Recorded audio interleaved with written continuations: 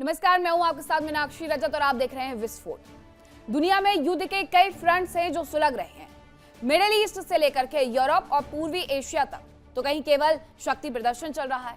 आज हम आपको बताएंगे कि आखिरकार जंग के मैदान में क्या कुछ अहम चल रहा है, लेकिन सबसे पहले दिखाते हैं आपको वो 3 खबर जिस पर हमारी विशेष नजर रहने वाली है। पहली खबर के बारे में चर्चा करते हैं। अमेरिका और ईरान के बीच में समझौते को लेकर के फिलहाल बातचीत का दौर चल रहा है, लेकिन इन सब के बीच में ईरान ने एक बड़ा कदम उठाया है। अयातुल्ला अली खामनेई के अंतिम संस्कार कार्यक्रम में ईरान के अंदर बदला लेने के लिए आवाज उठने लगी है, जिसके बाद माना यह जा रहा है कि अब ईरान एक बार फिर से अमेरिका और इजराइल से बदला ले सकता है। यह भी कहा जा रहा है कि बद्र की जंग की तर्ज पर अब ईरान चक्रव्यूह रच सकता है। आज हम आपको ईरान की शपथ और अमेरिका इजराइल की मुसीबतों के बारे में भी बताएंगे। दूसरी खबर के बारे में आपको बताती हूं। एक तरफ मिडिल ईस्ट टेंशन में है, दूसरी तरफ यूक्रेन और रूस की जमीन भी दहल रही है।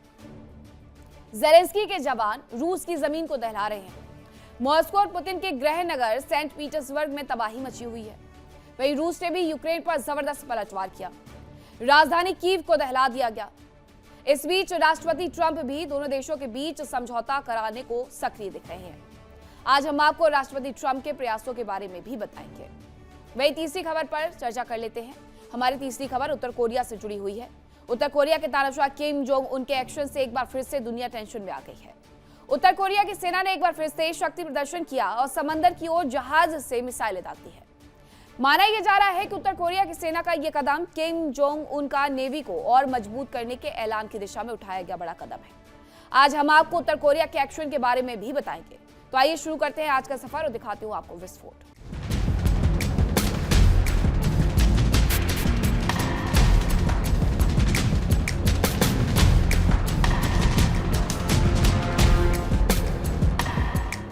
और बुलेटिन की शुरुआत करेंगे इस वक्त की अहम जानकारी के साथ। खबर ईरान से है, जहां पर अयातुल्ला अली खामनेई का अंतिम संस्कार जारी है और अंतिम दर्शन के लिए लाखों की संख्या में लोग वहां पर पहुंचे हुए हैं। ये खबर है और ये उससे जुड़ी हुई तस्वीरें। 70 से ज्यादा देशों के लोग यहाँ पर शामिल हुए हैं। अयातुल्ला अली खामनेई का ये जुलूस यहाँ पर निकल रहा है, 10 किलोमीटर लंबा है और ये दुनिया भर से तमाम शहरों से लोग यहाँ पर पहुंचे हुए हैं अंतिम विदाई देने के लिए। और 9 जुलाई को दफन किया जाएगा, लेकिन उसके पहले जुलूस हर शहर से होकर के गुजर रहा है। न केवल ईरान में बल्कि इराक में भी ये गुजरेगा और इसी तरीके से हर जगह स्थिति बनी हुई है। हालांकि सुरक्षा व्यवस्था को लेकर के भी तमाम इंतजाम किए गए हैं, क्योंकि भीड़ बहुत ज्यादा है। वहीं एक और बड़ी खबर आ रही है, वो भी आपको बता देती हूँ। ईरान से जुड़ी हुई है ये अगली खबर, जहां ईरान में ही दिवंगत सर्वोच्च नेता की विदाई की तस्वीरें लगातार सामने आ रही हैं, जो अभी आपको मैंने दिखाई भी। ईरान की सड़कों पर जन सैलाब इसके लिए उमड़ा हुआ है, जो उन्हें आखिरी बार श्रद्धांजलि देने के लिए वहां पर मौजूद है। लाखों लोगों ने नम आंखों से श्रद्धांजलि दी है, आखिरी विदाई वो वहां पर देने के लिए पहुंचे हुए हैं। ये तस्वीरें वहां से आ रही हैं। दुनिया भर से लोग पहुंचे हुए हैं, फ्लाइट भर भर के ईरान में पहुंची हुई है। तेहरान में फ्लाइट उतरी हैं। 70 से ज्यादा देशों के प्रतिनिधि को बुलाया गया है। तो ये तमाम तस्वीरें वहां से आ रही हो, तमाम तैयारियां भी इसके लिए की गई हैं। वहीं अमेरिका ईरान के बीच में तकनीकी बातचीत 11 जुलाई को होने वाली अगले राउंड की बातचीत। हॉर्मुज, लेबनान परमाणु मुद्दे पर चर्चा होगी और 17 जून को एमओयू के लिए 60 दिन की डेडलाइन दी गई थी। इसके लिहाज से बातचीत करनी है 60 दिन तक, ताकि तमाम जो मुद्दे उन्हें सुलझाया जाए, जिसमें हॉर्मुज का मुद्दा है, लेबनान का मुद्दा है, परमाणु मुद्दा है। अब इसी को लेकर के अगले राउंड की जो बातचीत है वो 11 जुलाई को होने वाली है। हालांकि इसके पहले भी दोहा में, कतर में बातचीत के लिए बुलाया गया था डेलीगेशन को, लेकिन वहां पर कोई बात बनी नहीं। वहीं ईरान के अमेरिका और इजराइल को चेतावनी भी देखने को मिली है। ईरानी संसद के स्पीकर बी गालिबाफ ने धमकी दी है। यूएस इजराइल को ईरान की ताकत माननी होगी, ये उनकी तरफ से कहा गया है। यूएस और इजराइल की हार का सबूत है एमओयू, ये गालिबाफ की तरफ से कहा गया। गालिबाफ ने एमओयू को एक्सिस ऑफ रेजिस्टेंस की जीत बता दिया है। और बहुत पहले से ईरान के अंदर से ये आवाजें उठ रही थी कि अमेरिका ने घुटने टेक दिए हैं एमओयू को मान करके, जिसमें ज्यादा से ज्यादा शर्तों को ईरान ने अमेरिका से मनवा लिया है। हालांकि जो कुछ अहम मुद्दे हैं उन पर 60 दिनों में बातचीत हो करके उन मुद्दों को भी मनाने का प्रयास किया जा रहा है और इसी बाबत बैठक बुलाई जा रही है 11 जुलाई को। 9 जुलाई को जहां अयातुल्ला अली खामनेई को दफनाया जाएगा और उसके बाद आगे की प्रक्रिया शुरू होगी। तो 11 जुलाई को बातचीत होगी। अमेरिका और ईरान के बीच में एक बार फिर से जंग की आशंका मजबूत हो रही है और एक बार फिर से ईरान से बदले की आवाजें भी उठ रही हैं। एक बार फिर अमेरिका और इजराइल के खिलाफ ईरान उठ करके खड़ा हो सकता है। लेकिन ये सब कुछ क्यों होने वाला है और इन्हें उकसाया किसने है, इस रिपोर्ट में आपको दिखाती हूं।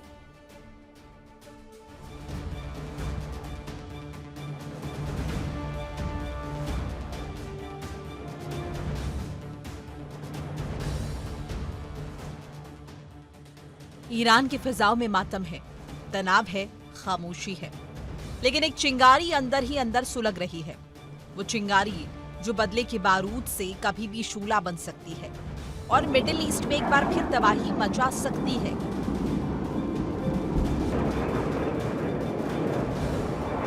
ईरान में आयतुल्लाह अली खामनेई के अंतिम संस्कार में दुनिया भर से इकट्ठा हुए लोग उन्हें श्रद्धांजलि दे रहे हैं, प्रार्थनाएं कर रहे हैं और इसी बीच ये आशंका जताई जा रही है कि ईरान बहुत जल्द ही कुछ ऐसा कर सकता है जो वर्ल्ड ऑर्डर बदल देगा।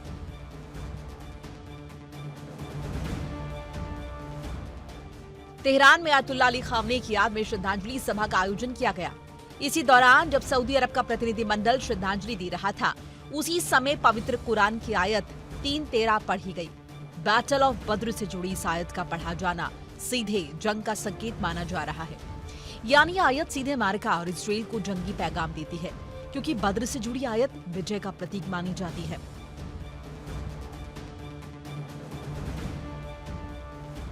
माना जा रहा है कि ईरान अब खामनेई की मौत का बदला लेने का प्रयास करेगा।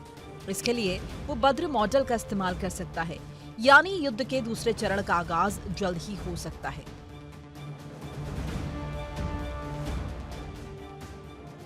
कुरान की सूरा अल इमरान की आयत 3:13 में बताया गया है कि जंग में एक दल को सीधे अल्लाह से ताकत मिली और वो अपने से कई गुना विशाल सेना को हरा पाया। बद्र की लड़ाई 624वीं ईस्वी में लड़ी गई थी। मदीना के पास बद्र नाम की जगह पर युद्ध हुआ था, जिसमें एक तरफ की मुस्लिम सेना में केवल 313 सैनिक थे, जबकि उनके सामने मक्का के कुरैश कबीले की सेना के तकरीबन 1000 सैनिक थे, जिसमें असमानता के बावजूद मुस्लिम सेना ने एक निर्णायक जीत हासिल की।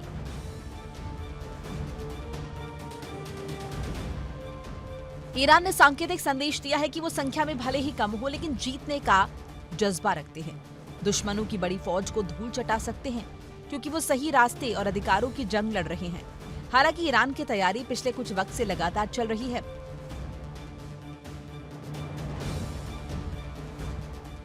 बताया जा रहा है कि फिलहाल ईरान के पास करीब 9 लाख सैनिक है, जबकि उसके प्रॉक्सी गुट हूती के पास तकरीबन 2.5 लाख लड़ाके, हिजबुल्लाह के पास 1 लाख से ज्यादा लड़ाकों और हमास के पास भी 20,000 से ज्यादा सैनिकों की सेना है।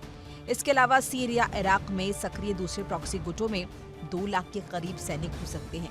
यानी कुल मिलाकर ईरानी गुट के पास करीब 14 लाख सैनिक हैं, जो अमेरिकी गुट के सामने आधे से भी कम हैं।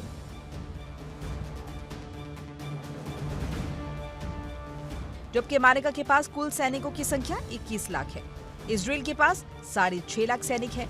अमेरिका के सहयोगी अरब देशों के पास तकरीबन 9.5 लाख सैनिक है और सभी को मिलाया जाए तो संख्या 37 लाख हो जाती है। इतनी संख्या के सामने ईरान का टिकना मुश्किल है, लेकिन उसे भरोसा है कि बद्र मॉडल के जरिए वो दुश्मन को धूल चटा सकता है।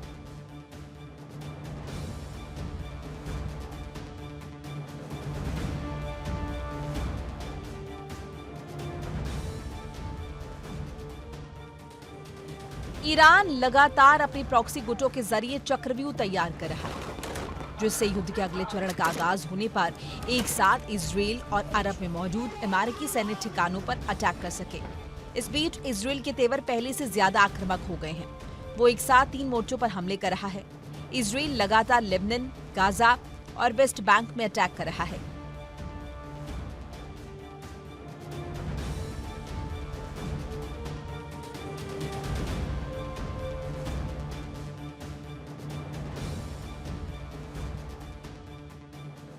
इजराइल के निशाने पर ईरान के प्रॉक्सी संगठन हैं।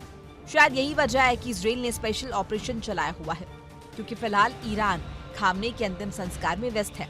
लिहाजा वो प्रॉक्सी गुटों की सुरक्षा के लिए आ नहीं सकता और ना उन्हें हथियार दे सकता है।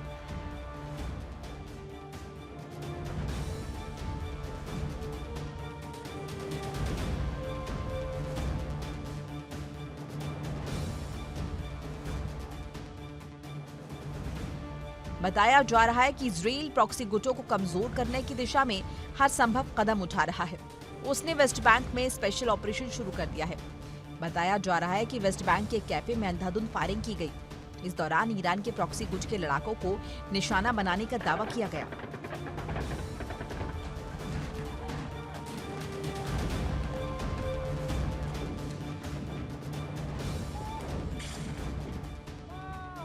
खबरों के मुताबिक नेतन्याहू वॉशिंगटन में ट्रंप से मिलकर नए सिरे से हमले की प्लानिंग कर सकते हैं, यानी तेहरान से लेकर पेंटागन तक नई बिसात तैयार की जा रही है, जिससे संकेत मिल रहा है कि एक बार फिर से अरब सुलग सकता है। और ईरान के तेवर बता रहे हैं कि अगर इस बार युद्ध हुआ तो वो पूरी ताकत लगाकर बदला लेगा, जिससे पूरा अरब धुआं धुआं हो जाएगा।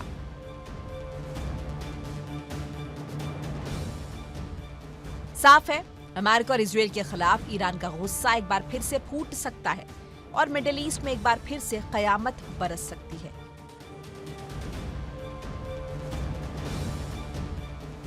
Bureau report, India daily. देखिए इंडिया डेली 24/7 अब आपके स्मार्ट टीवी पर। इंडिया डेली मौजूद है सभी डिजिटल प्लेटफॉर्म पर लाइव और लगातार। इंडिया डेली 24/7 हर दिन राष्ट्र को समर्पित।